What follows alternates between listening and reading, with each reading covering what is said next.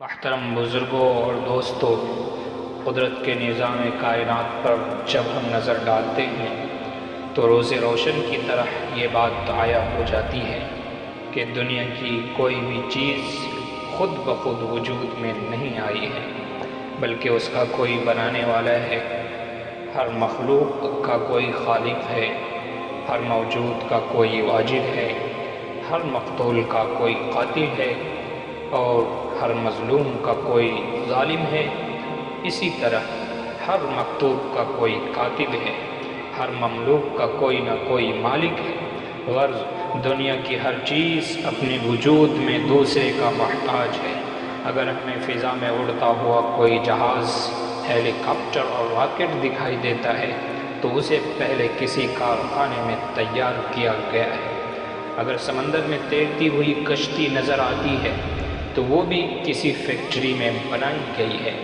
اگر اس سرزمین پر رینگتے ہوئے انسان کے بدن پر کوئی لباس اور کپڑا ہے تو اس کے بنانے میں بھی کسی میل کا سہارا لیا گیا ہے۔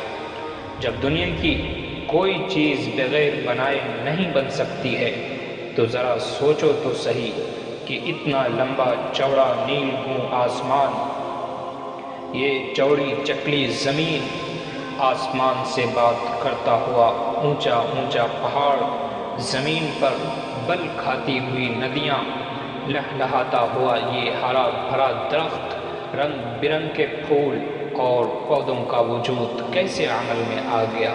کیا ان چیزوں کا کوئی بنانے والا موجود نہیں؟ کیا ان چیزوں کا کوئی پیدا کرنے والا نہیں؟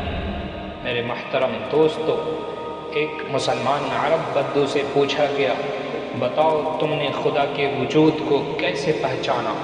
اس نے اپنے سادہ لوحی انداز میں جواب دیا، لیکن عجیب جواب دیا۔ اس کے الفاظ تھے، البعرة تدل على البعير وآثار الأقدام تدل على المسير فالسماء ذات أبراج والأرض ذات فجاج والبحار ذات أمواج كيف لا تدل على وجود اللطيف الخبير۔ ارے یہ بھی کوئی پوچھنے کی بات ہے؟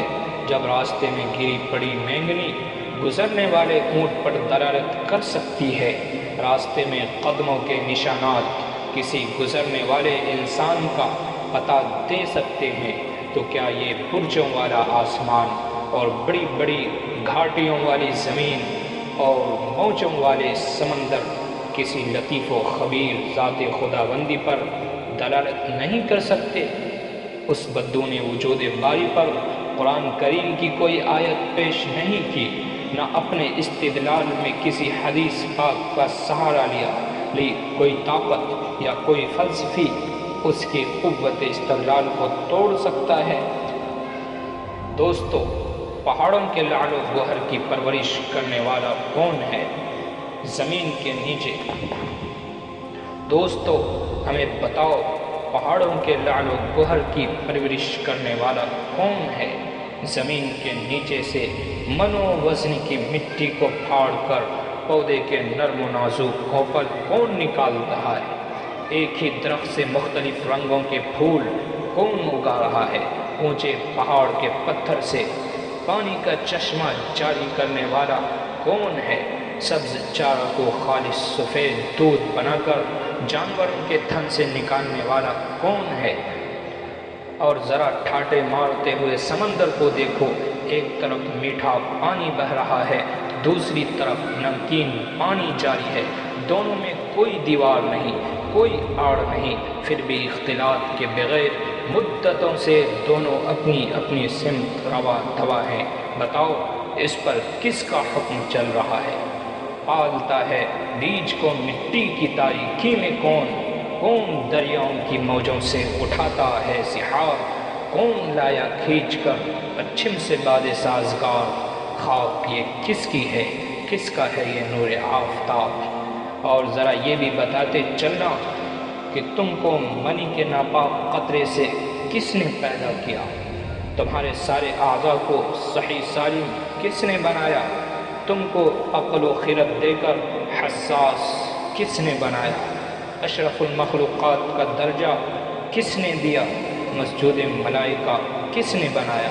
ان تمام سوالوں کا جواب کیا دو گے یہی نا کہ ان تمام چیزوں میں وہی ایک طاقت کار فرما ہے جو ساری طاقتوں کا مالک ہے، جو آسمان و زمین کا خالق ہے اور تمام انس و جن کا رزاق ہے، جو لم یلد ولم یولد ہے، جو قدیم بذات ہے، جس کی نہ کوئی ابتدا ہے نہ جس کے لیے کوئی انتہا ہے، نہ جس کے لیے کوئی جہد ہے، نہ جس کے لیے کوئی مکان و زمان ہے، وہ ہر قسم کی حدود و قیود سے پاک ہے، اس لیے وہ اپنے لیے اول بھی ہے اور آخر بھی ہے۔ جو ہوا اسی کے حکم سے ہوا، جو ہو رہا ہے اسی کے حکم سے ہو رہا ہے، اور جو ہوگا اسی کے حکم سے ہوگا۔ جس کو عربی میں الہ یا اللہ، فارسی میں خدا، سنسکرت میں اوم اور انگلش میں گاڈ سے تعبیر کیا جاتا ہے، وہ خالق کائنات بھی ہے، معبود و الہ بھی ہے، وہ صرف ایک ہے۔ اگر دو ہو جائے تو سارا نظام درہم برہم ہو جائے گا۔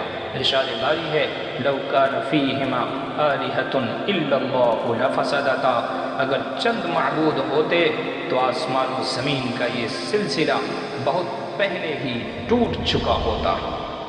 محترم سامعین حضرات، آپ کو پتہ ہے آج سے 1400 سال پہلے سرزمین عرب میں بت پرستی عام تھی۔ ایک خدا کو چھوڑ کر سینکڑوں دیوتاؤں کو اپنا معبود سمجھنے لگے تھے۔ ہر قبیلہ، ہر خاندان اور ہر گھر، بلکہ ہر فرد کے لیے الگ الگ بت متعین تھا جس کی صبح و شام پوجا کی جاتی تھی۔ وہ خانہ کعبہ جس کو ایک خدا کی عبادت کے لیے تعمیر کیا گیا تھا، اس میں 360 بت رکھے ہوئے تھے جن کے سامنے وہ سجدہ کرتے اور ان سے اپنی مرادیں مانگتے تھے۔ جب سفر میں جاتے تو اپنے خدا کو بھی ساتھ تھیلے میں رکھ لیتے اور جہاں قیام ہوتا وہیں نکال کر اس کی عبادت شروع کر دیتے۔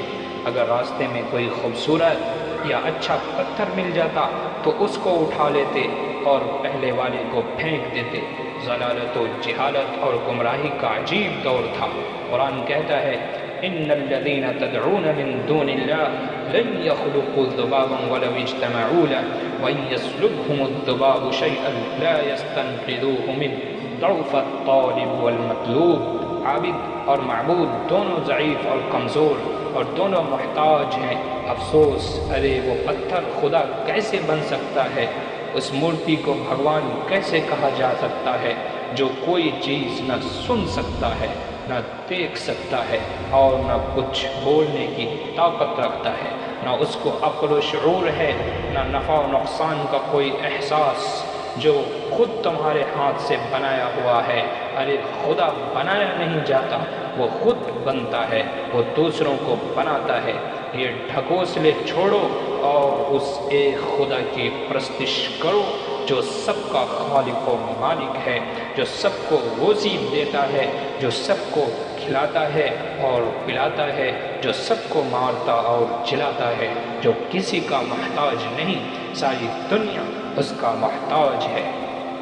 اس وقت میں سرور دو عالم جناب محمد رسول اللہ صلی اللہ علیہ وسلم نے وحدانیت کی ایک آواز لگائی، قولوا لا الہ الا اللہ تفلحوا، ایک خدا پر ایمان لے آؤ، کامیاب ہو جاؤ گے۔ یہ اعلان سننا تھا کہ تمام بت پرست مخالف ہو گئے، لیکن آپ کی مسلسل کوشش سے بہت جلد وہ دن بھی دیکھنے کو ملا جب کہ سارا عرب توحید کے شیدائی بن گئے۔ وہ بجلی کا کڑک تھا یا صوت حادی، عرب کی زمین جس نے ساری ہلا دی۔